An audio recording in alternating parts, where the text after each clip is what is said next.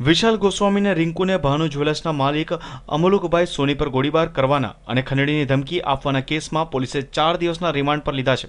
જોકે તે અગાઉ લાડ સોસાયટીના પ્રકાશ સોની હત્યા કેસમાં રિમાન્ડ પર હતો ત્યારે તેણે અનેક ચોંકાવનારા ઘટસ્ફોટ કર્યા હતા, જેમાં તેણે જણાવ્યું હતું કે અમદાવાદમાં જ્વેલર્સ પાસે લાખોની ખંડણી ઉઘરાવી હતી અને જે ખંડણી આપે તેના પર ગોળીબાર કરી તેને મોતને ઘાટ ઉતારી દેતો હતો।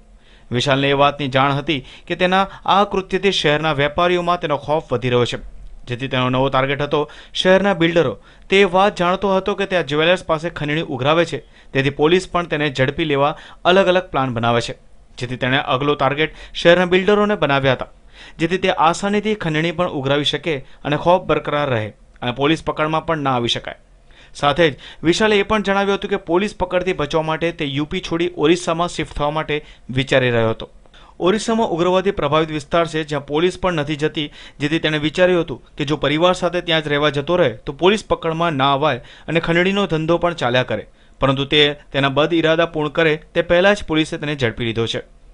ચબરાક વિશાલ ગુનો સાબિત થાય કે તે આસાનીથી ઝડપાઈ જાય તેવા એક પણ પુરાવા રાખતો ન હતો, જેથી તેણે પોતાને બાદ કરતા તેની માતા, પત્ની, સંબંધી અને પાડોશીઓને એમ મળી કુલ 10 લોકોના અલગ અલગ દસ્તાવેજ આધારે યુપી અને એમપીની અલગ અલગ બેંકમાં 21 બેંક એકાઉન્ટ ખોલાવ્યા હતા। પોલીસને શંકા છે કે વિશાલ નેપાળ કનેક્શન ધરાવતો હશે અને ત્યાં પણ તેણે કોઈ બેંકમાં રૂપિયા જમા કરાવ્યા હશે, જે દિશામાં પણ તેની પૂછપરછ હાથ ધરવામાં આવી છે।